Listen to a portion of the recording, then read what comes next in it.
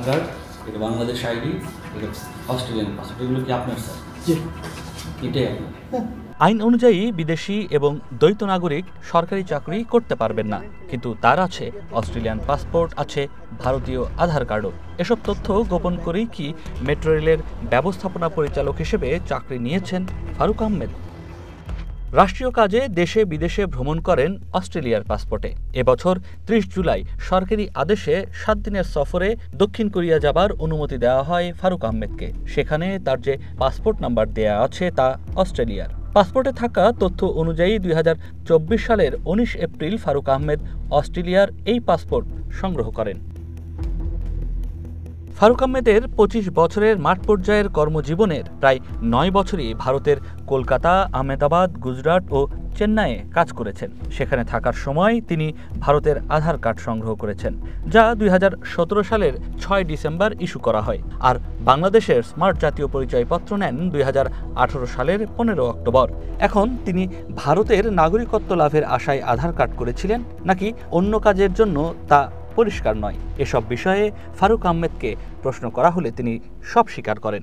আধার card, এটা Bangladesh ID, এটা Australian passport, এগুলো কি আপনার স্যার? জি, এটাই আপনার। এখন আধার কার্ডটা কেন স্যার? আধার কার্ড আপনি জানেন কি না, ইন্ডিয়াতে কোনো ফরেনার কাজ করলে ১ বছরের বেশি কাজ করতে হলে সমস্ত bank account related to Aadhaar card. Aadhaar card is nothing to do with this identity card or passport. আর অস্ট্রেলিয়ান পাসপোর্ট স্যার, এটা আপনি অস্ট্রেলিয়ান নাগরিক? আমি অস্ট্রেলিয়ান নাগরিক, এটা নতুন কিছু না। আমি বাংলাদেশের নাগরিক। দ্বৈত নাগরিক? দ্বৈত ট্রিপল যার যেটা অ্যালাউ করে যেভাবে। এই চেয়ারে আমি বসি নেই, চেয়ারে আমি আসছি শুধু কন্ট্রিবিউট করার জন্য। যতটুকু কন্ট্রিবিউট করার চাবো, যেদিন সরকার বলবে যে আমার দরকার প্রয়োজন নাই, আমি কন্ট্রিবিউট করতে পারতেছি না, আমি সেদিন চলে যাব। কিন্তু মেট্রো রেলে চাকরি নেবার সময় তিনি যে সিভি দিয়েছেন সেখানে নিজেকে বাংলাদেশি হিসেবে উল্লেখ করেছেন। তিনি যে অস্ট্রেলিয়ারও নাগরিকত্ব গ্রহণ করেছেন তা পুরোপুরি গোপন করেছেন। সরকারি চাকরি আইন ২০১৮-র ৪০ ধারা অনুযায়ী বিদেশি রাষ্ট্রের নাগরিকত্ব গ্রহণ করিবার কারণে চাকরির অবসান প্রসঙ্গে বলা হয়েছে, আপাতত বলবৎ অন্য কোনো আইনে যাহা কিছুই বলা থাকুক না কেন, কোনো সরকারি কর্মচারী বিদেশি কোনো রাষ্ট্রের নাগরিকত্ব নিতে পারিবেন না। মেট্রো রেল শতভাগ সরকারি প্রতিষ্ঠান, ফলে এখানে বিদেশি বা দ্বৈত নাগরিক চাকরি করতে পারবে কিনা তার ব্যাখ্যা দেন সাবেক সচিব AKM আব্দুল আওয়াল মজুমদার। যদি বাস্তবতার নিরিখে চিন্তা করেন তাইলে নিয়োগটা যুক্তিসঙ্গত হয়েছে বলে আমি মনে করি না। কারণ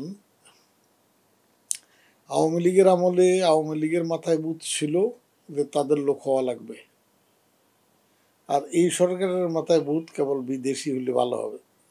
কর্মচারী নিয়োগের যে আইন আছে, এটার সাথে কোনো ব্যত্যয় হয়েছে আপনার কাছে মনে হয়? না, আমার মনে হওয়ার কথা না, কারণ আমি তো কোম্পানিতে কাজ করি আর আমি কন্ট্রাক্টে কাজ করি, আমি সরকারি কর্মচারী না।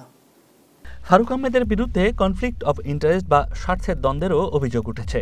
তিনি প্রকল্প পরিচালক হিসেবে ভারতে সবশেষ কাজ করেছেন সিস্ত্রা নামের একটি কোম্পানিতে। সেই কোম্পানি ভারতীয় রেলের একটি প্রকল্পে পরামর্শক হিসেবে কাজ করেছে।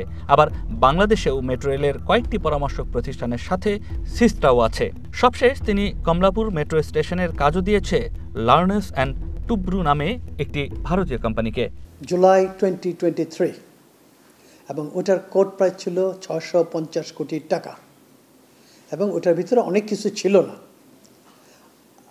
এই সরকার আসার পরে এটা রিইনভেস্টিগেট এবং করে এটা ৪৬৫ কোটিতে ফিক্স করা হয়, বিকজ এটা একটা ছোট্ট একটা কাজ। ২০২০ সালে একটা রিভাইজ বাজেট করা হয়েছিল, যেটা ছিল ২৭৪ কোটি টাকা। রিভাইজড এস্টিমেট একটা ছিল ২৭৪ কোটি টাকা, ওটা ২০২০-এ ছিল। ওইখান থেকে এই পর্যন্ত এই জার্নি আসতে ২০২৫-এ যখন কন্ট্রাক্ট সই, এটার একটা মুদ্রাস্ফীতি আছে, প্রাইস অ্যাডজাস্টমেন্ট আছে, তারপরে ম্যাটেরিয়ালসের কিছু দামও এক্সেপশনালি কমেছেও যে বেড়েছেও, ওগুলি কনসিডার করি এটা দেওয়া হয়েছে। এবং এই কাজ যদি আমি টেন্ডারে যাই, নতুন টেন্ডারে যাই, তাইলে এটা করে আসতে আসতে আরও ১ থেকে ১৬ বছর লাগবে। বাংলাদেশে যে কোনো সরকারি চাকরিতে কাউকে নিয়োগ দেওয়ার আগে সেই ব্যক্তির জাতীয়তা, দ্বৈত নাগরিকত্ব সহ নানা বিষয়ে গোয়েন্দা প্রতিবেদন দেয়া হয়। ফারুক আহমেদের ক্ষেত্রে আইন অনুযায়ী এসব করা হয়েছে কিনা এবং হলেও কোন আইন লঙ্ঘন করে এটা করা হয়েছে তার উত্তর পাওয়া যায়নি। নয়ন আদিত্য, ওয়ান নিউজ, ঢাকা।